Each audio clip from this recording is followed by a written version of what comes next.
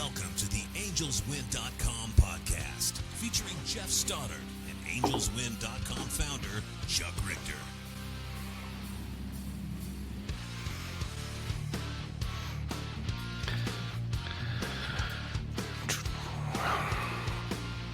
All right, baseball fans, we have an emergency press conference here. Impromptu podcast. All right. Well, here we are. As I said, emergency podcast, emergency press conference. News is just broke.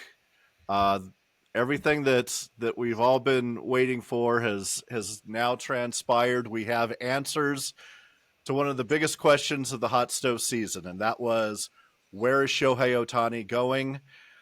He just announced on Instagram, on his own Instagram page, so shout out to Shohei Ohtani for breaking the Shohei Ohtani news. He has signed with the Los Angeles Dodgers for 10 years for $700 million. Chuck Richter, initial reactions. My initial reaction is, I mean, that would just, there is no way, and I hate to frame it this way, even though it's true. There is no athlete or baseball player in the world that is worth that much money. Now, the Dodgers, and I don't understand it, and I read that a lot of it's deferred, so it's not going to hit their luxury tax, and they can do other things. Yeah. They already sell out a lot of games, so I don't think they're looking to put butts in the seats. But they got the biggest superstar in the world, right? Yeah. And so he's going to make them better. How much better than JD Martinez? Because he's only going to DH, right? For next year, at least, yeah. For next year. And who knows, really? Right. I mean, right. And here's the thing. We got Ohtani in his prime, in his 20-year seasons, right? 20-year-old seasons. We got him at our best for cheap. And the Dodgers are going to essentially get him in his aging years for $700 million. I just can't wrap my mind around that. And I will say this. I'm seeing a lot of reactions on our website and on social media how, fuck Artie. I mean, he had a chance to win with Ohtani and Trout. Hey, I mean, sure, you can argue that he should have done more in terms of building up the pitching staff and signing better pitchers and relievers, surrounding those core two guys, superstars with more talent. He gave it a shot this past season. But come on, man, it just sounds like sour grapes. Like, I mean, it didn't work out. How many other teams that have had loaded rosters in superstars on it? Now, maybe not to the magnitude of Ohtani and Trout, right? But remember, we haven't seen Trout perform and stay healthy in a few years. Right. In spurts, yeah, when he's healthy. And then you get Rendon coming off that 2019 World Series, and it's just nothing has clicked, right? But here we are, and what are we going to do about it, right? What is Artie going to do about it? I think now we need to obviously invest in the farm system and invest in bringing up our drafting well, making the right kinds of trades. At least now, I mean, I don't see him. Do you think, Jeff, that he's going to go out and have like a hurtful revenge, a couple signings and just get Bellinger and Blake Snell? I would love to see that kind of thing happen. Here's the thing. Okay, so first we skip this. So cheers to you. Cheers to you. This is definitely a drinking podcast. Oh my gosh. Yeah. Maybe more on this one. This one. This is drinking with a purpose. I have been struggling since the last game of the season when we officially went into the offseason, and then even after the World Series wrapped and we were officially in hot stove season, and it was all about Ohtani and who's going to get him and what's the price tag going to be. Really struggling with the $500 million price tag that everybody was kicking around of what it was going to cost to get him. Right. And over the last month, that figure has been bubbling up a little bit. It was 525.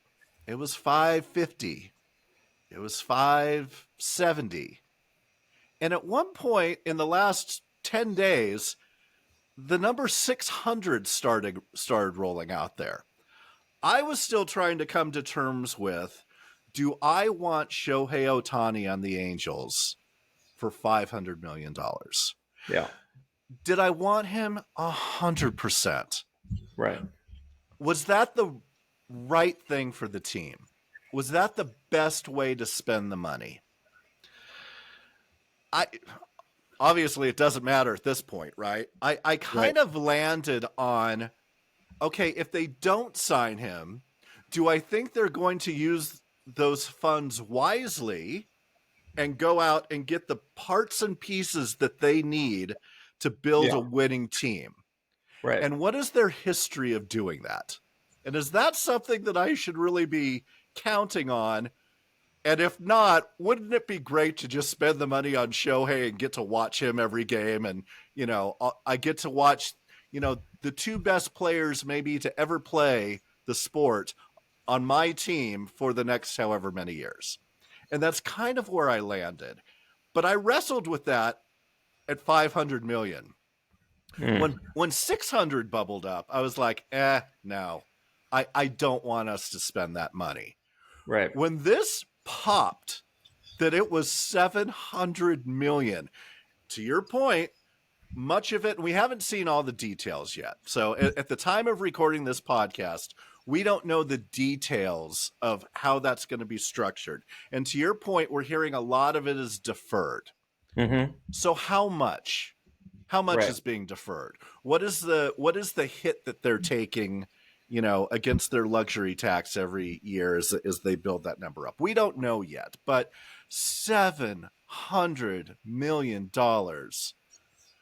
God love him. I mean, that's beyond generational wealth. And if there's any baseball player walking on this planet that deserves that kind of money, it's him. Yeah. But I don't want to pay that. No. And really, we talked about this on previous episodes, Jeff. Victor agreed. And you got to spread that around. I mean, they did a pretty good job this past season of putting a pretty good roster together. Now, remember, the pitching staff in 2021 was really solid.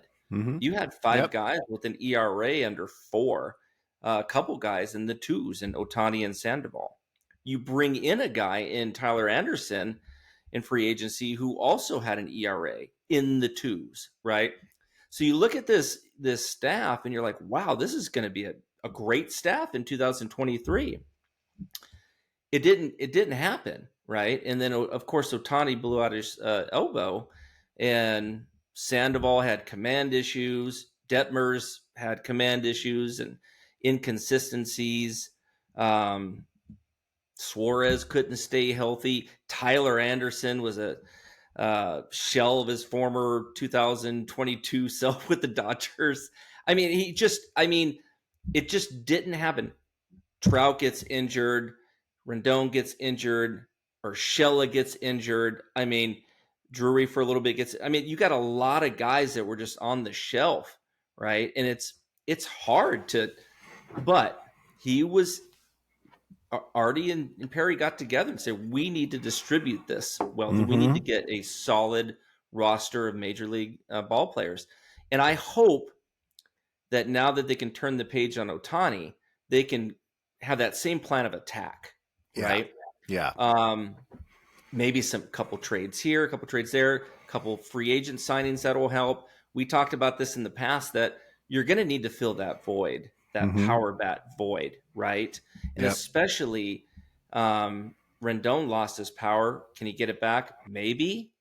Okay. Drury's got pop. Rengifo's got pop. Trout, obviously. But again, there's the question mark around Trout staying healthy. And there has to be. And I think it's fair. It's not, I mean, you and I and most of the fan base are huge Trout fans. How can you not be? Massive. Yeah, my favorite player. Yeah. Right.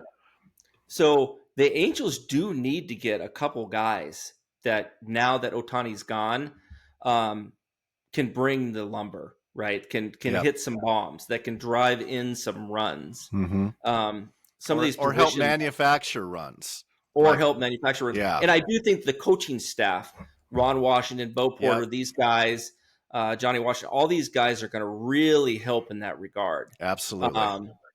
So I know I'm excited, Jeff, in this new Ohtani list chapter. I really am. Okay. Because I really think the Angels can do something with the staff and the managers that we have in Ron Washington that's really exciting. Okay. Yeah. And we don't really even know, because the Angels don't release anything as to when the Angels were notified they were out. Yep. Maybe they knew they were out like a week ago, 2 weeks ago. Okay. Maybe they knew that price tag was going to get that high, and Artie's like, fuck it, I'm not paying that much. Sure. Okay. But the market couldn't move, free agency market and trade market couldn't move until Ohtani signed. Now he has. So this is where, to me, the hot stove, man, it's cranked up. Just got lit. Up. Yes. Yeah, it's lit. I want to ask you something, Jeff. I want to ask you something. Ohtani, the player on the Dodgers. Yes. I have a problem. I have a problem him selecting the Dodgers. Obviously, there was thought that he's not all about the money. Mm-hmm. Clearly, $700 million. I mean, we don't know what the Blue Jays offered, what the Angels offered, anybody else, right. even the Cubs and Giants. Sure, but he clearly went for the money. Maybe he wanted to stay local, and that's why he didn't want to, move to Toronto. And the Dodgers do have at least a winning regular season good winning percentage, right? That's right. And you know what? No one's as good in the postseason or World Series after playing, a 60-game schedule. I mean, tip of the hat to him for 2020. I mean, what a huge The Dodgers win. Haven't won a world championship, in my opinion, since '88. There you 2020, it's out the frickin' window. Get out of here. Hey, congratulations. You get to raise an asterisk banner. It's kind of like the Astros for me with their trash can World Series, right? Absolutely. Did you win it? Sure you did. Was it real and legit? It probably is to you guys, but nobody else thinks so. So, fly that banner high in your stadium. Everybody else kind of chuckles at it. Let me ask you though. Okay. Are you going to, right now it's hard for me, and I have never been able to root for a Dodgers player. Yeah. I've always hated the Dodgers. And the backstory, if anybody's wondering, why would you hate the Dodgers? I get it. They're the crosstown rival, Growing up in Southern California in the 80s, the Angels were the red-headed stepchild in the media to the Dodgers and the Lakers. Hell, even the Kings, when they had Gretzky. So I would stay up as a teenager, a young teenager, hell, even a preteen, and stay up to watch KTLA Channel 5 News, because it was earlier and it was before my bedtime. Actually, it was past my bedtime, but I kept the TV low. Anyway, and they would show highlights of the Dodgers. They would show highlights of a Dodgers loss, a Lakers loss, a Kings loss, and then and by the way, the Angels won 12-2. Right. And I had to put up with that shit. And finally, I'm like, by the way, Nolan Ryan pitched a 2-hitter tonight. Yeah, exactly. Well, that was in the 70s, but in the 80s. But still, it's like that. And so I just grew this hatred. And I know, guys, you're going to say hate isn't healthy. Well, that's my own. It's demon. different. It's sports hate. Yeah, exactly. Sports is entertainment, like going to the movies. And when Yeah. you go to a movies, the good guy's wearing the white hat and the villain's wearing the black hat, and you cheer for your guy, right? Absolutely. Sports is the same way. And it's no fun having a team to love sports-wise unless you have a team to hate sports-wise. I'm the same way. I grew up, I feel like I was the redheaded stepchild in Southern California sports. I loved the Angels when everybody else loved the Dodgers. I loved UCLA when everybody else loved USC. When I was in my early 20s, the Ducks, or I'm sorry, the year before the Ducks came to Anaheim, one of my roommates was a huge Kings fan. Shout out Jim. I know Jim in Vegas still listens to us. Huge Kings fan. And I would come home from work and he'd have the Kings game on and I'd sit down. I'm like, all right, if this is on, like, I need to understand the sport. Teach me what I'm watching. And night after night, game after game, I fell in love with hockey. And I fell in love with the Kings. Well, that was the year they made their first Stanley Cup run. And, I would go to sports bars with him, and all these people are like, oh, you're bandwagon guy, you're Johnny come late. And I'm like, this is the first year I've watched. I didn't know. I've been watching since, November. Like, but that like kind of grated on me. So I'm like, you know what? Screw you guys. And the next year was the Ducks' first year. And I thought, I'm going to be a Ducks fan. I've lived a lifetime of having a team in Anaheim that's underachieved. I can certainly have another team that I pull for in the Ducks that are going to underachieve. And lo and behold, the Ducks won a Stanley Cup before the Kings did. So suck a Kings fan. But I hear you. So what do I think about him going there? I will say, to be fair, I don't know that it's fair to say it was all about the money. It will be interesting to hear what other teams were offering. And while I don't think we're ever going to know, I would love to know what the Angels' final offer was. Mm-hmm. That would be very interesting. But, if it was about winning, it's kind of hard not to look at the Dodgers organization over the last, 5 to 7 years and say, it's not a winning organization. I mean, they put a competitive team on the field every year, right, and they make a run at things. So is he the piece that's going to push him over the edge and let them be successful? Beyond their pitching staff is not great. The Dodgers pitching staff, they are aging. A lot of injuries. I know they got injuries. They got I mean, so.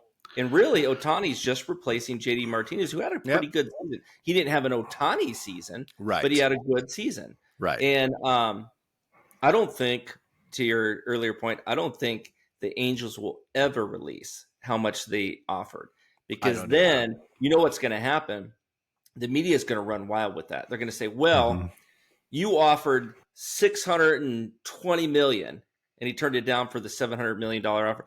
Now you need to spread that. Why won't you spread that around and get Snell and Bellinger and Yamamoto and everybody else under the sun that's a free agent? Yeah. And that's not smart business. No. Next year's free agents are much better than this crop. Yeah. So go ahead. It will be interesting, even if it's down the line. If we find out in 5 years, 8 years, 10 years, 15 years, what the final offer was, I would love at some point to know where we came in. But I don't blame him. I mean, I don't think that there's been very many mega million lottery winnings that have been over 700 million. Like maybe 3 to 5. This is beyond generational wealth. So I don't blame him for cashing the checks. No. And he's going to a winning franchise. So And he's staying in Southern California. So he's not moving either. Yeah. I just can't. I mean, I'm not going to wish an injury on Ohtani. That's classless. I would never do that. No. And he already has one. He already, yeah. He's got one arm. So, but yeah, I mean, no. I just hope the Dodgers. Hey, I was rooting for the Diamondbacks, right? I mean, the Diamondbacks are an exciting young team. The Diamondbacks are in the way they've built their team through free agency and trades and the farm systems is what I hope the Angels aspire to. Yep. So there's hope there. Yeah. I think that the Padres, Rockies, and the Giants are just completely flat. So it's really going to be Diamondbacks, Dodgers in that division. Yeah. Hate to say it. Until some teams start making some moves, you're right. Yeah. It's going to be, unless they have big injuries throughout the year, you can almost pencil in the Dodgers, to win the NL West for, at least the next 3 years and probably if they add more. Some starting pitching this year, Jeff. Right. If they don't add starting pitching, I still think the Diamondbacks are the clear. Yeah. Dodgers need to get younger. Yeah. Yeah. So I don't know, man. It stings. So am I going to root for them? I will. Yes, I'm going to root for Shohei Ohtani to hit 4 to 5 home runs a game, and for the Dodgers to lose 8-7 every night. Okay, that's fair perfect enough. For me, right? Fair enough. I would love for the guy to succeed and overachieve and live up to the contract. He's a good dude. He is. It's not like he's a jackass. That's what hurts the most. What hurts the most. He's good on and off the field. Yeah. Oh, God. The way you frame it that way just is – we're going to have to see his highlights on Twitter now and Major League Baseball. I'm canceling my MLB network subscription. I don't want to see this. Anyway. I would probably cancel my MLB network subscription just because of their BS reporting over the last 24 hours. Holy crap. Yeah, I know. Has there been a worse day in sports journalism than there was yesterday? December 8th, 2023 was a shit show for sports journalism. And it was hysterical to sit back and watch. Yeah. Good stuff. Well, what are you pouring there? Chuck is going in for a refill on his Four Roses bourbon. Like it. I like it. I got the T-shirt to prove it here. I don't know if you saw this, Jeff. Here we go. What do we got? I see Eat Sleep Bourbon. Nice. Is that from Four Roses? That was actually in Louisville when I did the Bourbon Trail. Excellent. Yeah. Excellent. But funny story happening right now behind me. Okay. Is a gigantic storm, possible tornado. Yeah, there's been tornado warnings all day here, so it's welcome to Tennessee. Well, this was an emergency press conference, so I think we got most of our stuff out. Any tidbits that you'd like to share about your week for those following on Twitter, the Chuck's account and the Angels Win account? Chuck was at the winter meetings all last week. Posted some cool pictures, had some cool stories. Any that you'd like to share right now? Well, I'll save some of the really funny, cool stories for our next pod with Victor.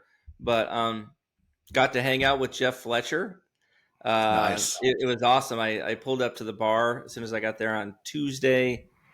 Text Jeff and said, "Hey, I'm at the Falls Bar. If you're available, I'll buy you a drink." He shows up literally like 10 seconds later. I guess he was just right around the corner. Nice. And so, if anybody's listening out there, Jeff Fletcher's drink is Tito's on the Rocks. Like it. Like it. Shout out to Tito's. And also, Jeff did say that he wants to come on the podcast. So wonderful. It'll be good to get him on, especially with some reactions. We're going to let this thing marinate for a little bit because, I mean, it's a lot to digest, right? Yeah. This isn't going to be one of those, what's the guy's name? Frank the Tank or whatever, the guy in the right. We're not going to like lose our shit over this. Right. And the reason being is because I think you and I, Jeff, have kind of been preparing ourselves for this. And also, of the mindset that it's better to just spread the wealth and have a better overall team rather than having two top heavy guys in Ohtani and Trout and then Rendon, and you hope to God that he snaps out of it. And then you're not able to do much after that. Right. So, or very little. That is a great theory on paper. And I think that you and I and Angels fans everywhere can only hope that Perry and the rest of the leadership team actually makes good moves and puts together the roster that this team needs. And if we want something to say, there's positive things trending in that direction. I think that looking at the Ron Washington hire was a good harbinger of, okay, they picked the right guy. They picked the best guy for the job. And let's hope that those good decisions continue as they go to fill out the rest of the staff. Right. Yeah. I mean, I think Jeff and I over the next week or so, you and I will, obviously on our website, everybody's already talking about what the Angels should do. Yeah. To fill a lot this of talk about that. Oh, I know. I better check the website. Is it crawling? How's my bandwidth? Yeah, I mean, it's holy shit. It's just like, yeah, the website's crazy right now. But there are so many things there are so many areas where the Angels need to improve. And I know we'll wrap up here in a minute, but relief pitching. I believe they need a couple back end arms to go along with Estevez, Soriano, Joyce. Hopefully Joyce can stay healthy, and but they need a couple lockdown guys at the back end, especially with our guys sometimes only throwing a lot of pitches. Griffin Canning was, in my opinion, one of our better pitchers this past season. 100%. But he did throw a lot of pitches. Yep. And that's just going to tax the bullpen. If you can't get guys, they're going to give you 6, 7, right. innings. Or does Ron come in with the notion that I'm going to let my starters go longer, that there's not a 90 pitch or 100 pitch limit, that I'm going to watch them. I'm going to see how they're doing. I'm going to push them to 115, to 125. Maybe more, and try to get that 6th, 7th, 8th inning out of them. Right. And then have a fresh bullpen come in that's able to close the door on things. Yeah. I would love to see that, and I hope that's the case. You know what? You know what I think, Jeff, and I take nothing away from Nevin and Madden. They have their, they got some positives in them. I mean, there's some. Sure. But when I look at those two guys and then I look at Ron Washington, these players are going to play harder for Ron Washington because he just has that aura, that respect, right? That like, hey, you're going to play your best. And if you don't, I'll bench your ass. Some of the things his initial press conferences and stuff, I was ready to run through a brick wall for the guy. Yeah. I mean, it's seriously. like, let's go. Yeah. I love it. Love what I'm hearing. We haven't had that kind of spirit. Hell, maybe Soch in the early days. I mean, yeah. So, but I don't know. I think that relief pitching, maybe if they flip one of our starting pitchers and get more of an established guy, clearly even if they got Ohtani, if Ohtani signed with us, they still needed a number one guy. You Right. can't, and I mentioned this before, Jeff, Right. you can't go into the season with Sandoval or Detmers or Tyler fucking Anderson as your number one. Right. Well, I mean, do we even have a legit number two? It feels like we've got a lot No. of pretty strong number threes, Right. but Ish. I don't know that ish. Yeah. Super strong number fours, kind of strong number threes. I don't know that we don't have a number 1 and 2 hammer though. I mean, we just don't.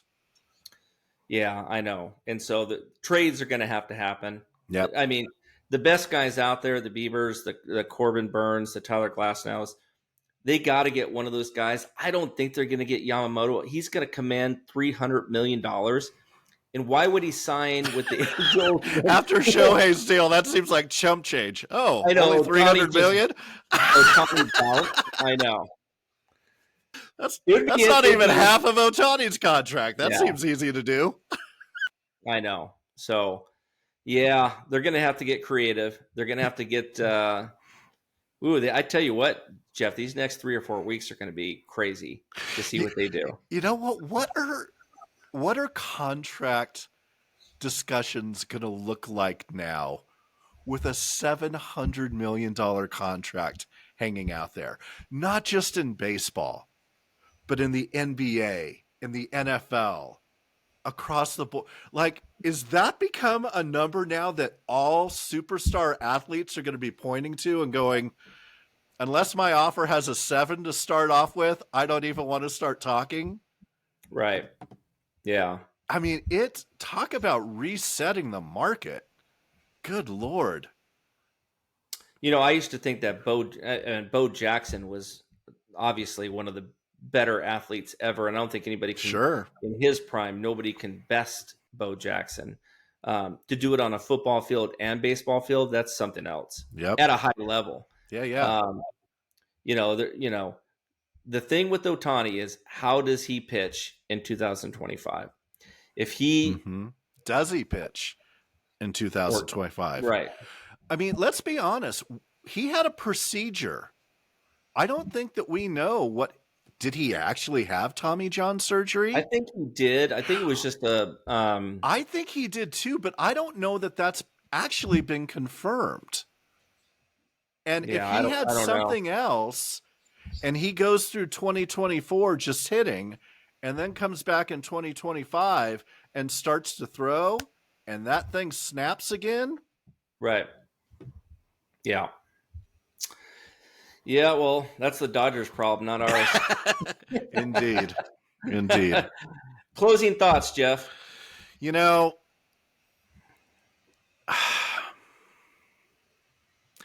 I feel very blessed that for the last 6 years, I got to watch one of the, if not the most amazing baseball player in the history of the sport perform on my team and do the amazing things he did.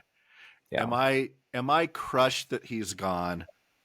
Absolutely. How could you not be? Yeah. Am I mad at him?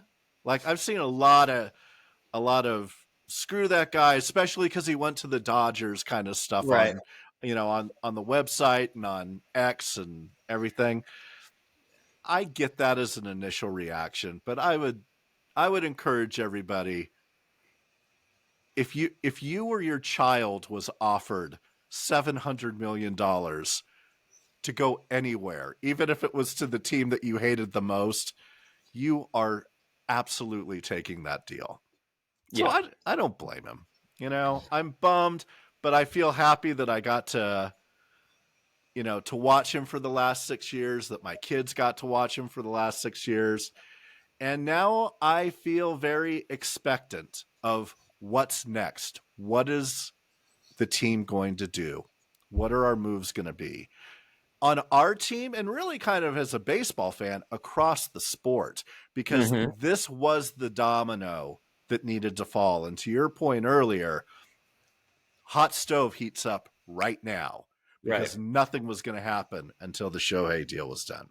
How about you? What are your final thoughts? I'll wrap up here. What I think, Jeff, and I agree with everything you said. I want to get back to Angels baseball.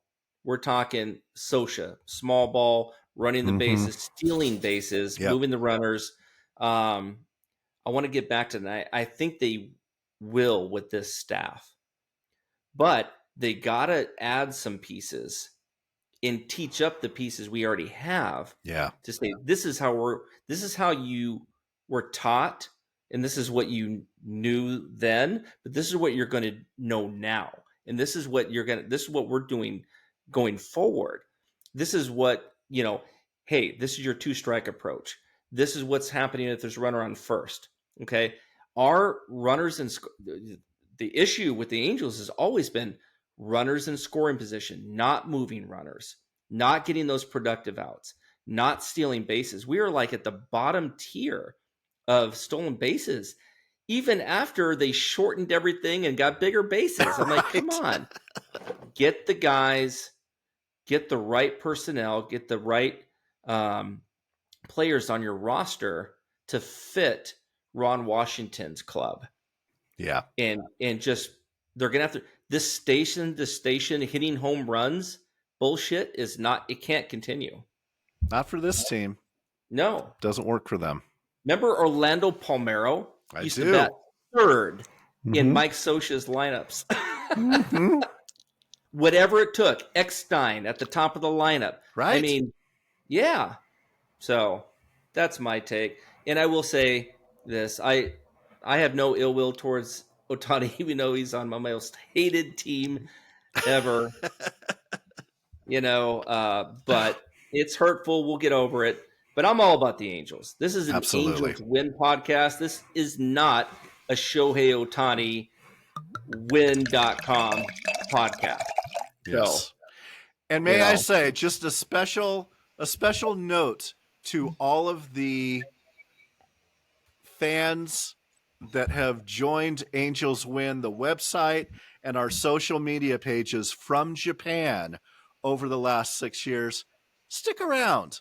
We're still good guys. We're still a good team. We know that the reason that you came to us was because of him. We hope that you don't bail. We hope you stick around and listen. Absolutely. All right. That was our emergency podcast. And we'll be back next time with Victor. We'll unpack more of Chuck's adventures at the winter meeting.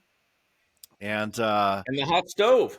And gosh, there'll probably be a lot to unpack with everything that's going to start happening now. So for Chuck Richter, I'm Jeff Stoddart. Thanks, everyone. Have a good night. Welcome to the AngelsWin.com podcast. Oops.